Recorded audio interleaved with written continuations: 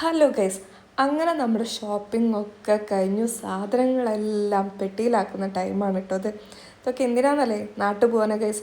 ഇതിൻ്റെ ഇടയിൽ ഞാൻ പിന്നെ ഇടയ്ക്ക് ക്യാരി ഫോറിലൊക്കെ പോയിട്ട് എന്തെങ്കിലും മുട്ടായിക്ക് മേടിച്ചിട്ട് വരും കേട്ടോ. എനിക്കറിയാകെ കുറച്ച് വെയിറ്റേ കൊണ്ടുപോകാൻ പറ്റത്തുള്ളൂ, പക്ഷെ എന്നാലും എന്തെങ്കിലുമൊക്കെ പോയി മേടിക്കും. ഇത് ബ്രാണിക്ക് വേണ്ടിയിട്ടാണ് കേട്ടോ ഞാൻ ഈ കിറ്റ്കാറ്റൊക്കെ നോക്കിയത്. ഗൈസ്, ഫൈനലി നമ്മുടെ ഡേ എത്തിയിരിക്കുകയാണ്. ഓഗസ്റ്റ് 23, 25 കേപ്പിയുടെ കല്യാണമാണ്. അതിൻ്റെ മുന്നേ അങ്ങോട്ടേക്ക് എത്തണം കേട്ടോ. അത് ഞങ്ങൾ എയർപോർട്ടിലൊക്കെ പോയി ചെക്കിനൊക്കെ ചെയ്തു. എമിറേറ്റ്സിലായിരുന്നു കേട്ടോ പോകുന്നത്. ഒട്ടും കുറച്ചില്ല, പ്രാവശ്യം കുറച്ച് പട്ടി ഷോ ആവാമെന്ന് വിചാരിച്ചു. ഈ ഒരു ടെഡി ബിയർ കണ്ടോ, ഇത് മാത്രം എനിക്ക് എൻ്റെ കയ്യിൽ കിട്ടിയില്ല കേട്ടോ. എയർപോർട്ടിലെത്തിയിട്ട് കുറേ സംഭവങ്ങളുണ്ടായി. ഫോൺ മിസ്സായി, ബാഗ് കീറി, ലഗേജ് വെയിറ്റ് കുറയ്ക്കാൻ വേണ്ടി പറഞ്ഞു. വൻ സീനായിരുന്നു ഗൈസ്.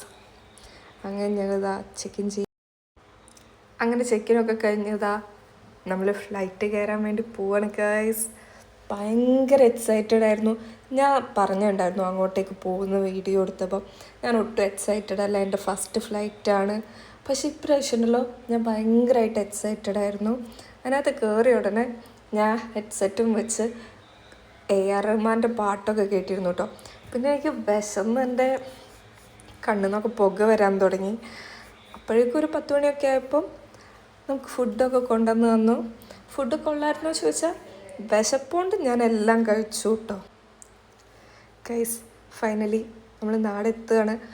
ഞാൻ ഒരു മനുഷ്യകുഞ്ഞിൻ്റെ അടുത്ത് പോലും, മീൻസ് അച്ഛൻ്റെ അടുത്തോ അമ്മേൻ്റെ അടുത്തോ ഏട്ടൻ്റെ അടുത്തോ ആരുടെ അടുത്തും ഞാൻ പറഞ്ഞിട്ടുണ്ടായിരുന്നില്ല ഞാൻ വരും എന്ന്. KP പ്രാണി ശ്രീദേവിയൊക്കെ എൻ്റെ അടുത്ത് എടി വരുമോ ചോദിക്കുമ്പോൾ പോലും ഞാൻ പറഞ്ഞിരുന്നത് എനിക്ക് വരാൻ പറ്റില്ല, ലീവ് കിട്ടില്ല. പിന്നെ അതുപോലെ അവിടെ ഉള്ളവരും ദുബായിലുള്ളവരും എൻ്റെ അടുത്ത് ചോദിക്കൂ ഈ KPയുടെ കല്യാണത്തിന് പോകുന്നുണ്ടോ. ഞാൻ പറയാം എനിക്ക് പോകാൻ പറ്റാറില്ല, കാരണം ആരും അറിയണ്ട എന്നൊരു രീതിയായിരുന്നു കേട്ടോ. അങ്ങനെ ഗൈസ് നമ്മൾ നാട്ടിലെത്തി. നല്ല രസമുണ്ടായിരുന്നു. രാവിലെ നമ്മൾ കേച്ചേരി വഴിയാണ് പോയത്. ഭയങ്കര അടിപൊളി ക്ലൈമറ്റൊക്കെ ആയിരുന്നു കേട്ടോ.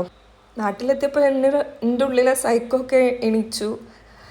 ഭയങ്കര അടിപൊളിയായിരുന്നു. എനിക്ക് ഭയങ്കര എന്താ പറയുക, ഭയങ്കര ഹാപ്പി ആയിരുന്നു ഗൈസ്. അത് നമ്മൾ ഇവർക്ക് ഫുഡ് മേടിക്കാൻ വേണ്ടിയിട്ട് എടപ്പാൾ ഫുള്ള് കറങ്ങി. അങ്ങനെ ഫുഡൊന്നും കിട്ടിയില്ല. അങ്ങനെ അവന്മാർ പറഞ്ഞു കുറ്റിപ്പാറ റോട്ടിൽ മസാല ദോശയൊക്കെ കിട്ടുന്ന കടയുണ്ട്. എന്തായാലും കുറ്റിപ്പാറ റോഡ് വരെ എത്തിയല്ലോ, അപ്പം ഇനിയിപ്പോൾ KPനെയും പ്രാണീനെയും കൂടെ കണ്ടിട്ട് തിരിച്ചു പോകാമെന്ന് വെച്ചു. അത് ഞങ്ങൾ KPയുടെയും പ്രാണീൻ്റെ അടുത്ത് എത്തിയിട്ടോ.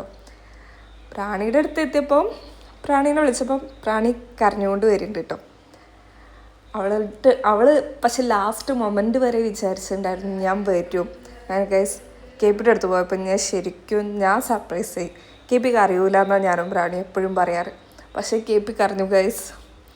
അങ്ങനെ ഞങ്ങൾ KPനെയും പ്രാണീനും ഒക്കെ കണ്ടിട്ട് അമ്മേൻ്റെ അടുത്ത് എത്തിയിട്ടോ. അമ്മ ഞാൻ ചെറുതായിട്ടൊരു സൂചന കൊടുത്തു, അമ്മ ഞാൻ എത്തിയിട്ടുണ്ട്, അല്ലെങ്കിൽ എൻ്റെ അമ്മ ഫുൾ ഡൗൺ ആവും, ഭയങ്കര കരച്ചിലും സീനൊക്കെ ആവും. അങ്ങനെ അമ്മേനെ കണ്ടപ്പോൾ ഗൈസ് അമ്മ ഭയങ്കര കരച്ചിലായിരുന്നു. അങ്ങനെ കരച്ചിലൊക്കെ കഴിഞ്ഞ് ഞങ്ങളിതാ സുഖമായിരിക്കണു. അപ്പോൾ ഗൈസ് ഇതൊക്കെയുള്ളൂ നാട്ടിലത്തെ വിശേഷങ്ങൾ.